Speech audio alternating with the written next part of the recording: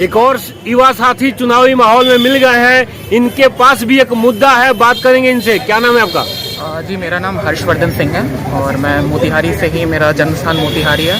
मैंने मोतिहारी के मानव स्कूल से अपनी प्रारंभिक शिक्षा की और वर्तमान में काशी हिंदू विश्वविद्यालय से पॉलिटिकल साइंस का स्टूडेंट हूँ, सेकेंड ईयर का। आप काशी हिंदू विश्वविद्यालय में अपनी पढ़ाई कर रहे हैं पॉलिटिकल साइंस की।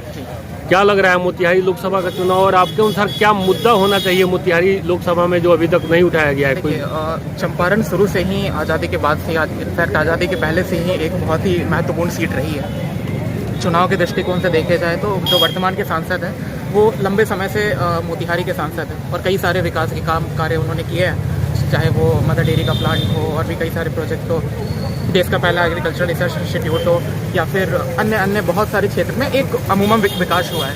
लेकिन कुछ चीज़ें जो चंपारण से स्पेसिफिक थी, जिसको लेके पब्लिक डिस्कोर्स में जिसकी चर्चा होनी चाहिए थी, वो चर्चा नहीं हुई। जैसे सबसे महत्वपूर्ण है जॉर्ज ऑरवेल जो कि जिनका जन्म मोतिहारी में हुआ था। और सबसे मतलब हास्य की बात यह है कि चंपारण के लोगों को ही जॉर्ज ऑरवेल के बारे में नहीं पता था। वो तो 1983 में ब्रिटेन के एक रिपोर्टर पत्रकार ही थे और अकेडमिशियन थे, यान जैक। वो जब मोतिहारी आए तो उन्होंने गांधी संग्रहालय में कई सारी स्टडी की, क्योंकि उस समय ये कंटेस्टेड था कि जॉर्ज ऑरवेल का जन्म स्थान मोतिहारी है या फिर मुंगेर है, क्योंकि उनके जो पिता थे वो ICS ऑफिसर थे ब्रिटिश गवर्नमेंट में, वो मोतिहारी में पोस्टेड थे, लेकिन उसके बाद वो मुंगेर चले गए थे। लेकिन ये बात उन्होंने प्रामाणिकता की कि जॉर्ज ऑरवेल का जन्म चंपारण में हुआ है, मोतिहारी में हुआ है। 1983 के बाद आज 2024 आ गया, तकरीबन 40 साल का वर्ष, और ये पता लगने के बावजूद कि जॉर्ज ऑरवेल का जन्म स्थान मोतिहारी में है। जॉर्ज ऑरवेल जैसा महान क्रांतिकारी लेखक जिसने एनिमल फार्म 1984 और ना जाने कितनी ऐसी राइटिंग लिखी, जो केवल बिहार में नहीं, भारत में नहीं, पूरे विश्व में जितने भी सामंतवादी ताकतों के खिलाफ जो जितने फोर्सेस थे, एंटी इंपीरियलिस्ट, एंटी कॉलोनियल जो भी वॉर हुई, उसमें उनकी राइटिंग ने एक बौद्धिक चेतना को जन्म दिया।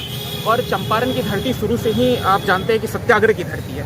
चंपारण क्रांति की धरती नहीं है, सत्याग्रह की धरती है, और क्रांति और सत्याग्रह में बहुत ही मूल फर्क है। तो गांधी को तो वो सम्मान मिला, लेकिन जॉर्ज ऑरवेल छूटे रह गए। आज वर्तमान में जानपुल की तरफ जो सत्याग्रह पार्क के बगल में जॉर्ज ऑरवेल का जन्म स्थान है, वो उसको रोटरी वालों ने डेवलप कराया। यहाँ के जो वर्तमान विधायक हैं वो कला, संस्कृति और पर्यटन मंत्रालय थे।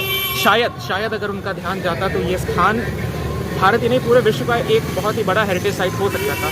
चंपारण के पास गौरव करने के लिए बहुत सारे स्थान हैं, चाहे वो केसरिया बौद्ध स्तूप हो, चाहे वो जॉर्ज ऑरवेल का जन्म स्थान हो, लेकिन उस तरह से प्रयास नहीं हुए हैं। और देखा जाए तो ऐसे बहुत सारे नाम हैं जिनको मिटाने के लिए संस्थागत कोशिश हो रही है, लेकिन चंपारण के लोगों से वो आवाज़ नहीं उठ रही है। जैसे में कौन सा ऐसा नाम है जिसको मिटाने की कोशिश हो रही है आपके अनुसार? बतख मियाँ। गांधी के सत्याग्रह, गांधी को महात्मा गांधी बनाने में जो योगदान राजकुमार शुक्ला का था, वही योगदान बतख मियाँ का भी था। राजकुमार शुक्ला को सब लोग जानते हैं क्योंकि सारी एकेडमिक बुक में राजकुमार शुक्ला का डिस्कोर्स मिल जाता है। मोतिहारी में बतख मियाँ के बारे में जो जानकारी थी, जैसे मैं यहाँ का छात्र था तो मुझे बतख मियाँ का प्राइमरी रेफरेंस मिला था बापूधाम मोतिहारी रेलवे स्टेशन का जो प्लेटफॉर्म नंबर 1 का गेट था, जो बतख मियाँ पे लिखा हुआ रहता था। वो जब रेनोवेशन हुआ वो हटा दिया गया। आज मोतिहारी में आप मोतिहारी के यूथ से, मोतिहारी के युवा से जाके पूछेंगे कि बतख मियाँ कौन है, किसी को नहीं पता है बतख मियाँ कौन है। कोई रिटर्न डिस्कोर्स में उनकी बातें नहीं थी, जबकि ये ऐसे नाम है जिनको सहेज के रखना चाहिए था। दूसरा नाम आप रमेश चंद्र झा का देख सकते हैं। रमेश चंद्र झा का जन्म यही चंपारण के फुलवरिया में हुआ।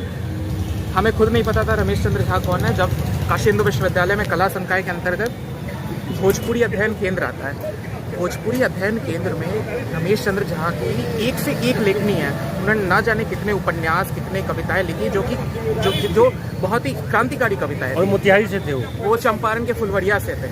रमेश चंद्र झा इतने महान, जैसे बिहार में हम दिनकर को याद करते हैं, दिनकर के बारे में, दिनकर राष्ट्रकवि यकीनन थे।